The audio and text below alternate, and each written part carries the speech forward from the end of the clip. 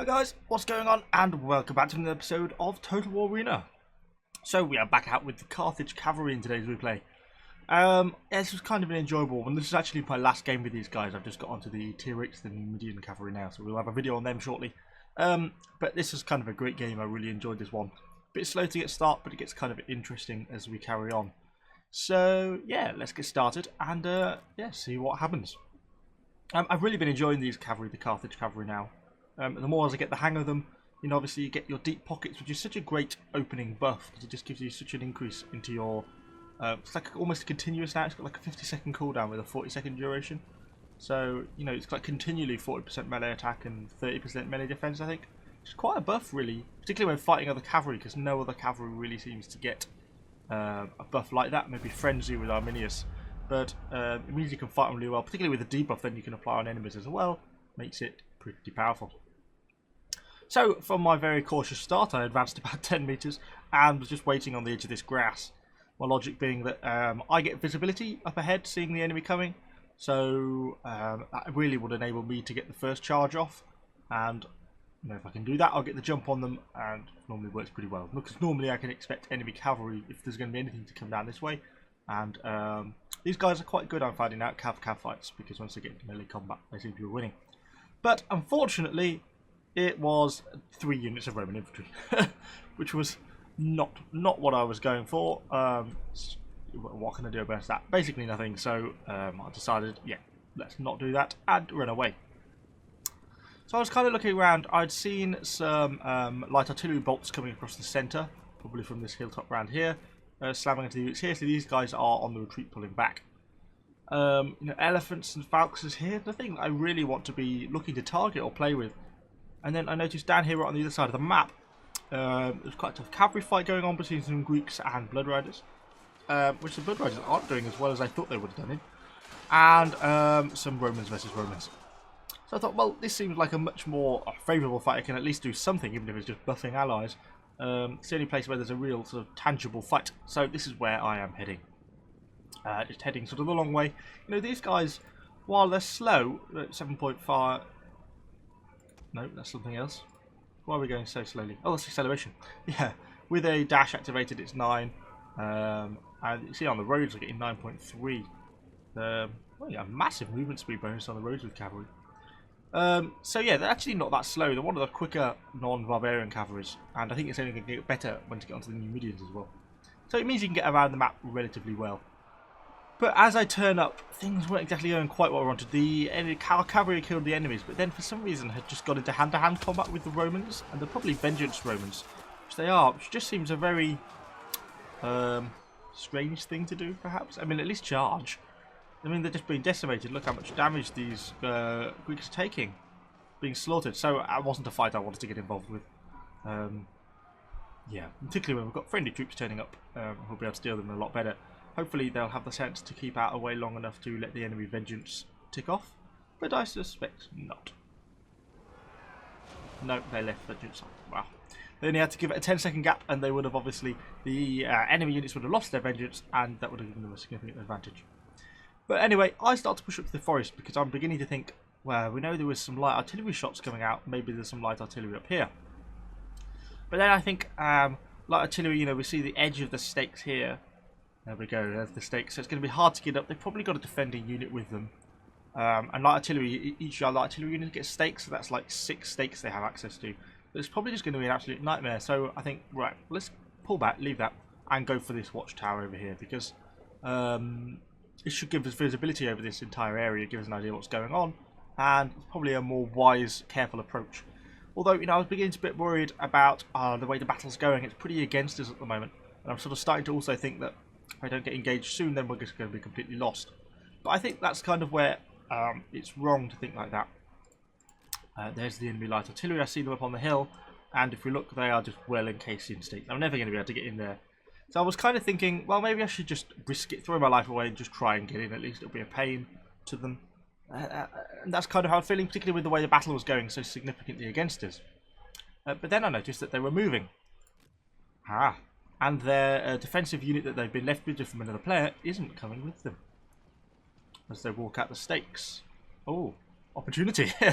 So I come back down from my perch up on the hill over here and start to head towards them. I'm now sort of getting all my dashes going, trying to get going as quickly as I can because I want to be able to try and catch up with these guys while they're in this sort of muddy open area around here. I'm using my charges and stuff to try and catch up as well.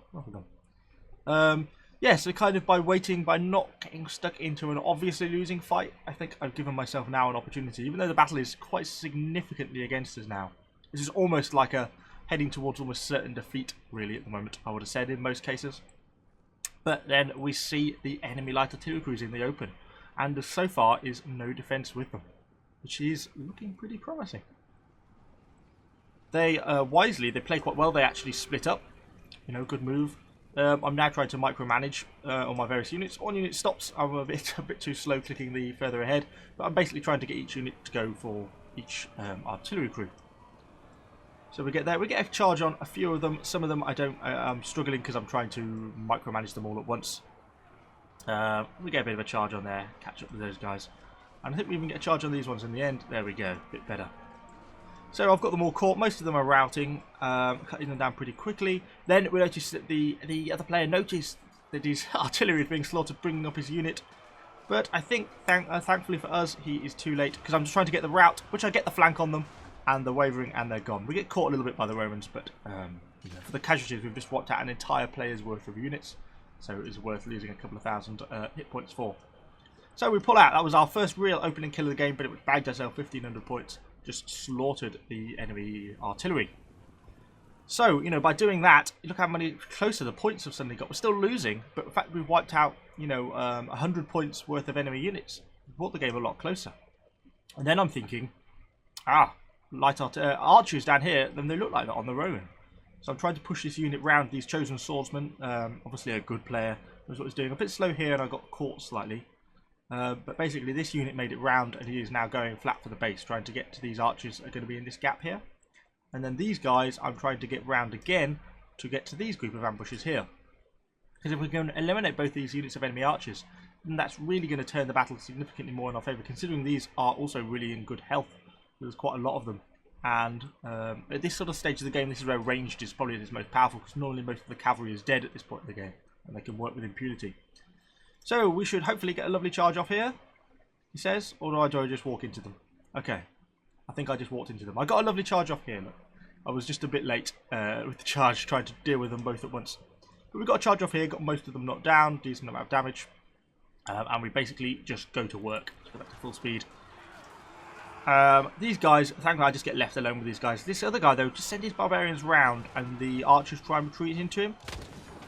I knew they were doing that. I go for a stomp, but I basically try and hang on in there. I decide that I'll take the risk against these chosen swordsmen, these barbarian infantry. They're pretty tough, these cavalry, to be honest. And yeah, I decided it was worth just hanging on in there, to be honest, because the amount of damage we did to these archers, they were all full health units. And then our own sort of slightly depleted units of archers are now in a much stronger position to deal with them. And basically we also killed off all the enemy archers out here. They were all completely eliminated. So now the battle has just got in our favour. We've pretty much turned the tide in this sort of past minute or two, because we've just wiped out a couple of hundred points, you know, basically 6 enemy units. 3 archers here, 3 light artillery, and the remainder of these archers down here. That's why we've done so much damage.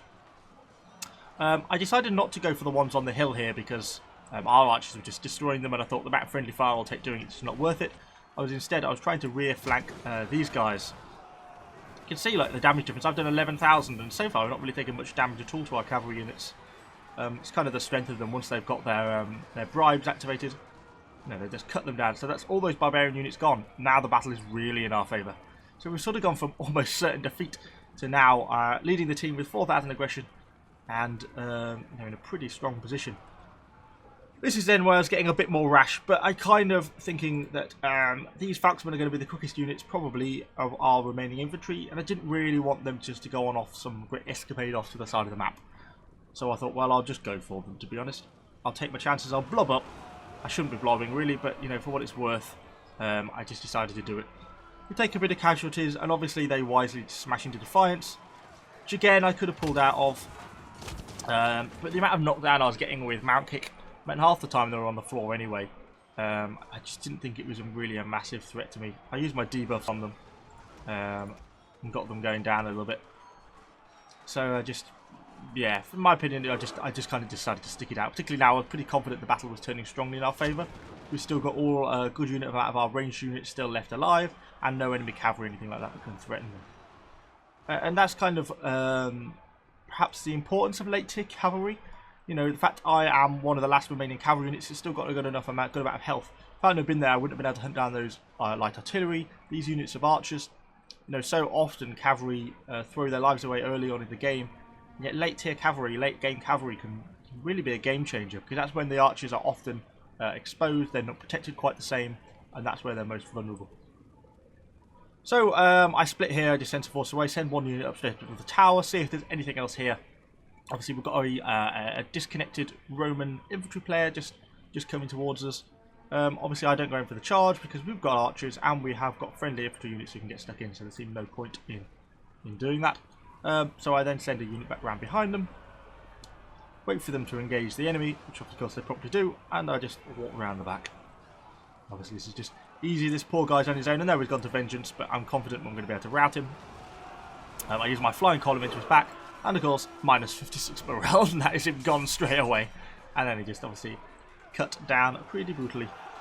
Obviously in all these sort of situations I've just activated my deep pockets when I can. The 40% melee attack, 30% melee defense is really quite nice. You know, it's quite a good solid buff as well. Puts your melee attack to 8. You know, that's pretty good going. Melee defense 82. You're pretty resistant to attacks at that. So we get moving again. I'm sort of trying to scout ahead of basically my army, which is everyone's quite wisely sort of clumped together.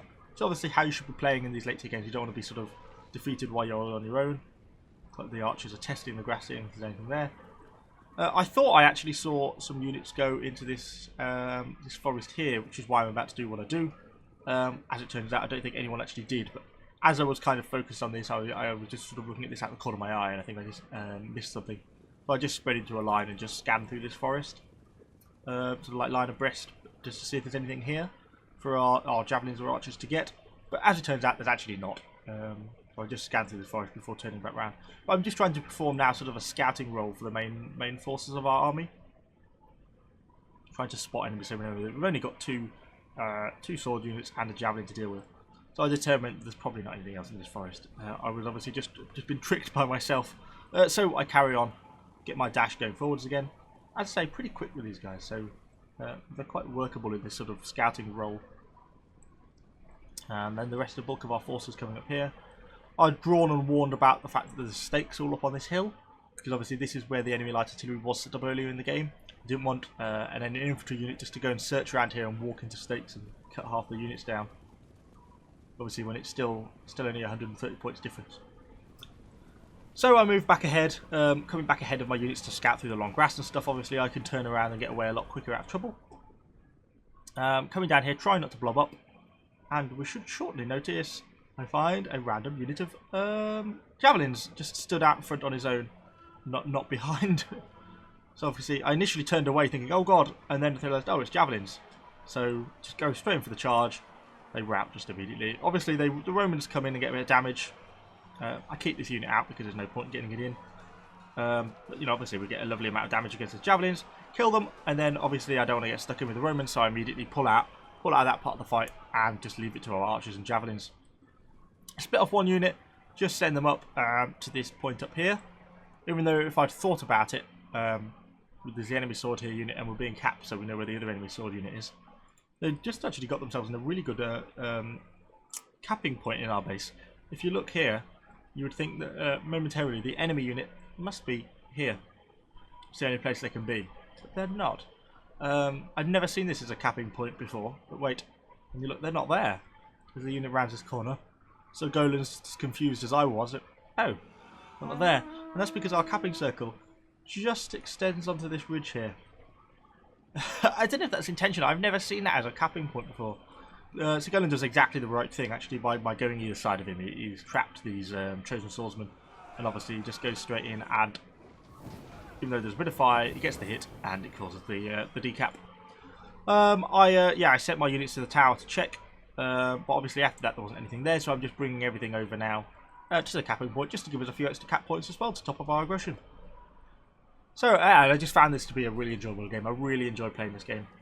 I felt like it's nice because I feel like we made a tangible difference, kind of enabled ourselves to win by actually getting those like artillery, all those archers that were sort of split up from their defensive units, and that enabled us to get in and cap as well.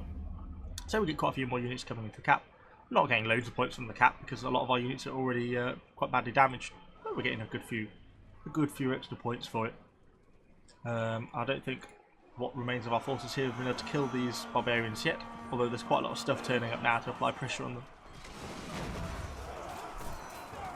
Romans and hoplites.